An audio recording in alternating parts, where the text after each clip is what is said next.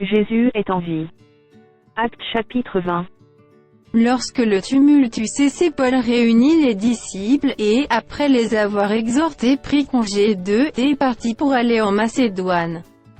Il parcourut cette contrée, en adressant aux disciples de nombreuses exhortations. Puis il se rendit en Grèce, où il séjourna 3 mois. Il était sur le point de s'embarquer pour la Syrie quand les Juifs lui dressèrent des embûches. Alors il se décida à reprendre la route de la Macédoine. Il avait pour l'accompagner jusqu'en Asie, Sopater de Bérée, fils de Pyrrhus, Aristarque et second de Thessalonique, Gaius de Derbe, Timothée, ainsi que Tychik et Trophime, originaires d'Asie. Ceux-ci prirent les devants, et nous attendirent à Troie.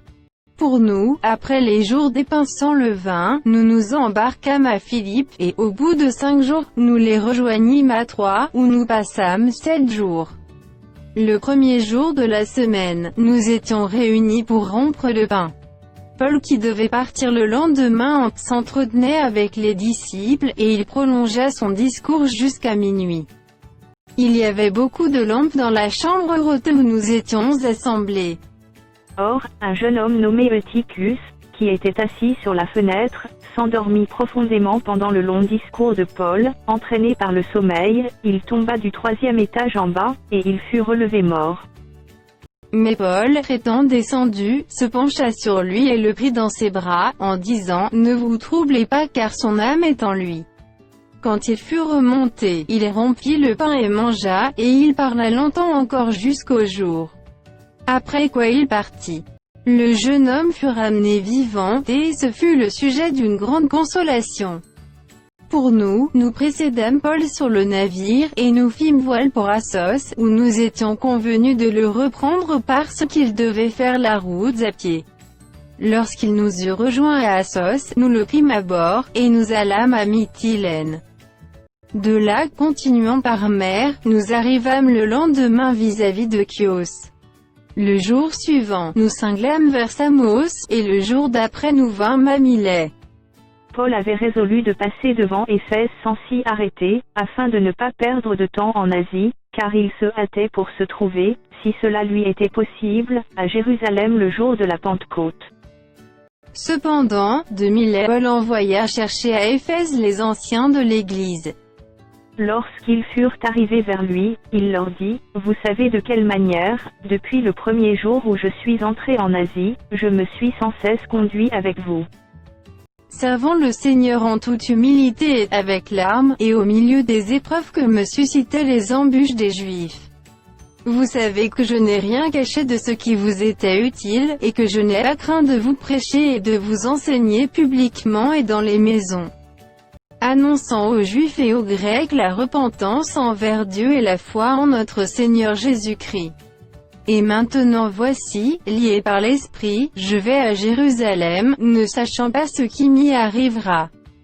Seulement, de ville en ville, l'Esprit Saint m'avertit que des liens et des tribulations m'attendent. Mais je ne fais pour moi-même aucun cas de ma vie, comme si elle m'était précieuse, pourvu que j'accomplisse ma course avec joie, et le ministère que j'ai reçu du Seigneur Jésus, d'annoncer la bonne nouvelle de la grâce de Dieu. Et maintenant voici, je sais que vous ne verrez plus mon visage, vous tous au milieu desquels j'ai passé en prêchant le royaume de Dieu. C'est pourquoi je vous déclare aujourd'hui que je suis pur du sang de vous tous. Car je vous ai annoncé tout le conseil de Dieu, sans en rien cacher. Prenez donc garde à vous-même, et à tout le troupeau sur lequel le Saint-Esprit vous a établi évêque, pour paître l'Église du Seigneur, qu'il s'est acquise par son propre sang. Je sais qu'il s'introduira parmi vous, après mon départ, des loups cruels qui n'épargneront pas le troupeau. Et qu'il s'élèvera du milieu de vous des hommes qui enseigneront des choses pernicieuses pour entraîner les disciples après eux. Veillez donc, vous souvenant que, durant 3 années, je n'ai cessé nuit et jour d'exhorter avec larmes chacun de vous. Et maintenant je vous recommande à Dieu et à la parole de sa grâce, à celui qui peut édifier et donner l'héritage avec tous les sanctifiés. Je n'ai désiré ni l'argent, ni l'or, ni les vêtements de personne. Vous savez vous-même que ses mains ont pourvu à mes besoins et à ceux des personnes qui étaient avec moi. Je vous ai montré de toute manière que c'est en travaillant ainsi qu'il faut soutenir les faibles, et se rappeler les paroles du Seigneur, qui a dit lui-même, « Il y a plus de bonheur à donner qu'à recevoir ». Après avoir ainsi parlé, il se mit à genoux, et il pria avec tous. Et tous fondirent en larmes, et, se jetant au cou de Paul, ils l'embrassaient. Affligés surtout de ce qu'il avait dit qu'ils ne verraient plus son visage. Et ils l'accompagnèrent jusqu'au navire.